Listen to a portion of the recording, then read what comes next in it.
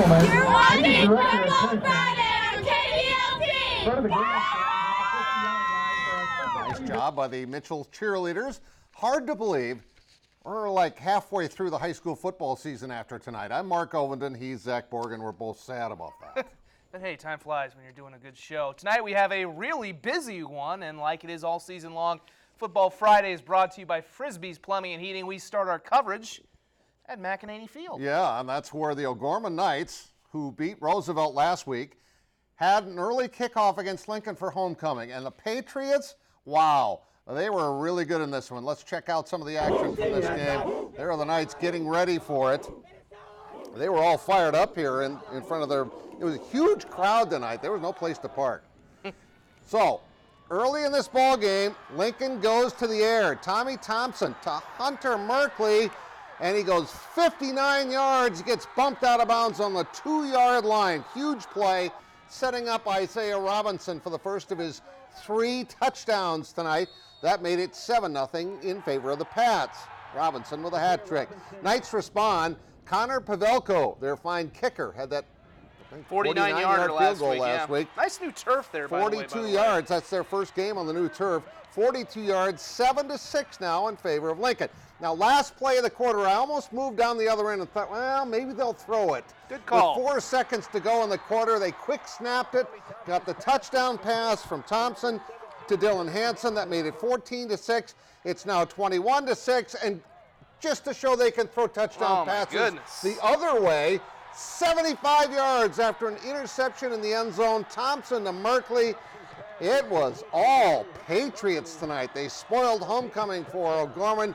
Your final score, 48-23. How do you figure out this crazy 11 AAA thing that's going on? You can figure out that Lincoln's back. In the first game of a doubleheader at Howard Wood, the Roosevelt Rough Riders, who lost to OGorman, looking to take out some frustration on the Raiders of Rapid City Stevens. How about that run from Joe Turray into the end zone to make it 8-0? But Stevens is actually a pretty competent team this year. They're fighting back. Yeah, Branson Cool tiptoes into the end zone, and they pulled it within 8-6. Roosevelt was once again good on the ground. Joe Turray again, more nice moves. Jeez, just juking guys out of their shoes. Big gainer down to around the 10-yard line. Stevens Colton Hartford in the second quarter going to find Sam Marciano. He's tackled right there with no gain, and Joey Hughes has got it. Wow, it's a strip. That wasn't very nice. It's a strip 6. They stole the ball. And Roosevelt, they're not being very nice right now either. No. They're up 28-12. That's actually a great play. Yeah. Tigers of Harrisburg off to a roaring start. They're ranked 4th in their first year in 11 AAA. I think they're the only team in this division that's undefeated. There's Jack Teagan to Ethan Rollinger. That makes it a 7-0 Tigers lead, and the fans are jumping for joy, and they might as well keep jumping, because here's another one. Andrew Walter in the corner of the end zone. This is a touchdown that makes it 13-0. Now, we talked about good field goal kickers. Tyler Tuigle for Aberdeen, 49 yards with plenty to spare. It's 13-3, but Harrisburg comes right back. It's going to be Gavin Gobranson racing to the corner of the end zone. Harrisburg wins it. They remain undefeated, 40-22. Washington Warriors hosting Watertown in the original game at Howard Wood Field this afternoon. First quarter, this is 53 yards of Cade Rumpsa field goal. It's a good night if you had the wind at your back. 3-0 Watertown. Still in the first quarter, and the Arrows on the move again. Brandon Smith dropping and throwing it up deep to Dawson Schmidt. He's gone. 50-yard touchdown. It's 10-0 Watertown. Thinking they can pull off the victory down south. Here comes Washington, though, on a 3rd and long. Max Thompson looking long and finds Thomas Peterson for a big gainer deep into Arrow territory. On the same drive, it's going to be Thompson, the sophomore quarterback, dropping again. He's going to find Josh Piper for a 35-yard score. Nice grab. And Washington goes on to get the win 27-16.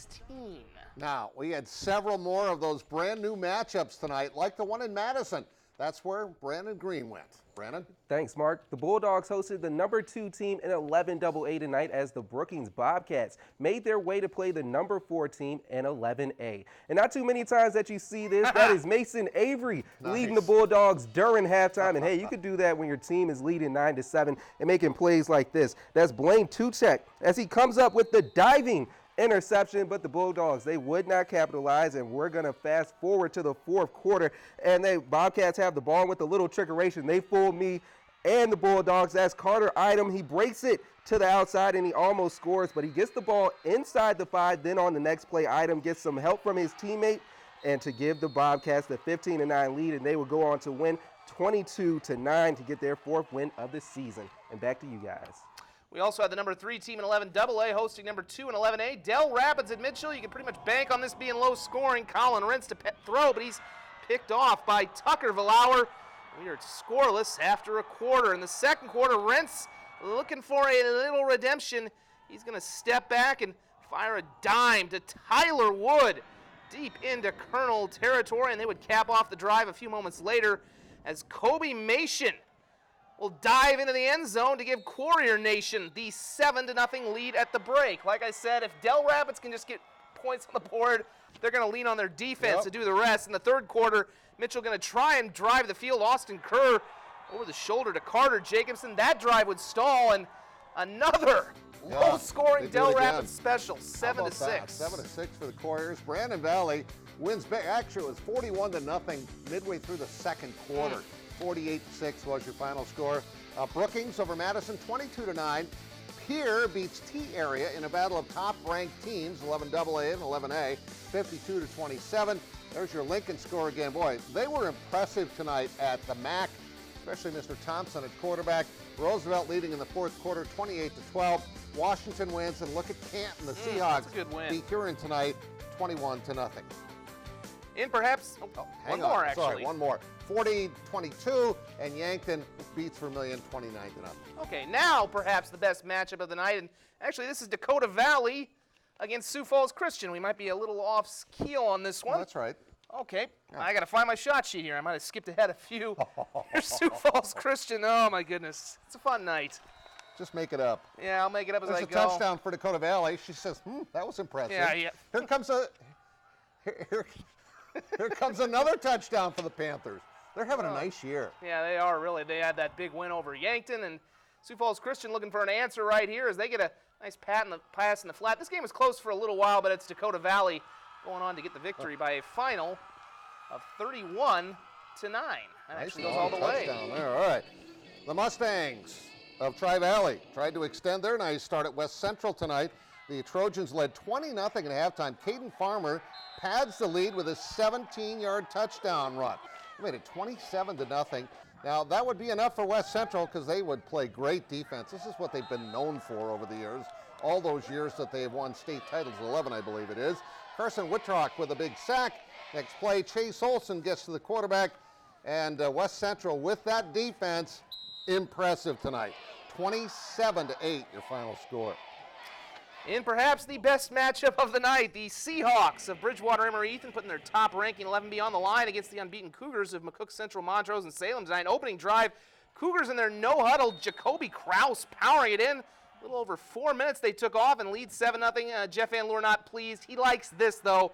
Watch Brady Hawkins carry everybody into the end zone on the touchdown run on third down. That makes it 7-all. Sean Flanagan, your thoughts? Yeah, I would have the same reaction, too. Next possession, Hawkins looking like Tim Tebow with the jump pass to Riley Schultz.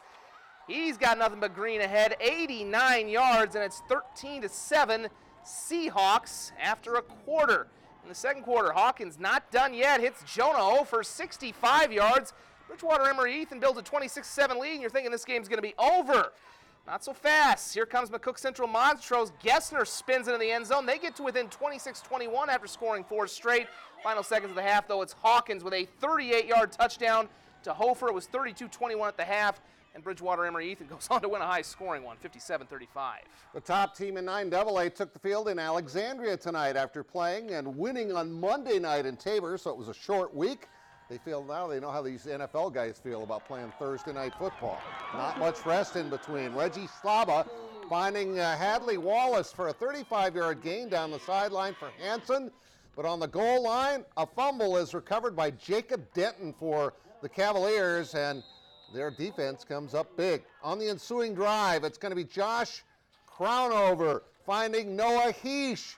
And Noah is going, 89 yards for the touchdown. It's 8-0 with a 2-point conversion. They get into a bag of tricks here as Crownover laterals to Riley Rothschadel, who connects with Jack Conrad for the score. And Bonham, up 15-0, goes on to win 36-0. Now the number 2 team in Class 9A, the Pride of Canistota-Freeman, hosting Irene Wakonda tonight. Hawks already up 14-0. Trey Ortman says, no way, Jose, comes up with the interception. And that usually leads to points at the other end. Nice return, by the way, by Trey Ortman. And this time it's going to be Tice Ortman, who goes off your screen and right back into your screen and right into your living room for the touchdown. And just before halftime, it's going to be Trey Ortman. He's going to keep it himself, run it right up the gut for the score, bombs away, 48-16, Hawks, or I should say Pride, win.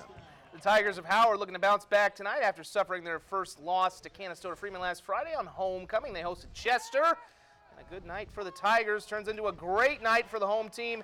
Lane Miller comes up with the interception for Howard. He's going to return it 30 yards for the pick six as the Tigers take a 7-0 lead on their next offensive possession. Kiefer Klinkhammer with some nice running. He gets the ball into the red zone for the Tigers, but a penalty negates that play. They would go on, however, get the comfortable victory, more than comfortable, I guess you could say, 50-0 the final. All right, finally, the high-flying Cardinals of Del Rapids St. Mary hosting the Pirates of Avon tonight, and they moved this game to the Del Rapids field, of course, because my favorite place to shoot a high school football game is still underwater. I went there first and missed an opening touchdown, but they scored a bunch for me once I got there. Here is Eli Longville, who caught that first pass. He takes it in to make it 14-0. Connor Libas is then going to score a touchdown run to make it 20-0. And I've got to get to the 2-point conversion here. I had more highlights. We're running out of time, but I got to show you this. This is number 63, Austin Green LeBrun. He is an offensive lineman. He scored the 2-point conversion, and is he ever fired up? Your final score, 56-0. Howard also 50-0. Canistota-Freeman and Bonham both win, along with Bridgewater, Emery-Ethan in a wild game. West Central, along with Dakota Valley and Hamlin, win. Lennox and Marty victorious, along with Little Wound and Red Cloud. Webster undefeated still. Lower Brule wins tonight. Kimball White Lake and West Lyon. West Lyon having a great year. Adrian, St. Thomas More, Viborg Hurley also having a nice season. Baltic as well. Sioux Valley and West Sioux win 75 points for the Falcons tonight. Millbank and MVP victorious. Stanley County and Timber Lake as well, along with Wagner. Winner Dual beats Clarkville Lake. Burke over Colombe. Alcester Hudson and Britton Heckler victorious. Laverne and Dakota Hills. And that is Football Friday. We've got golf for you next.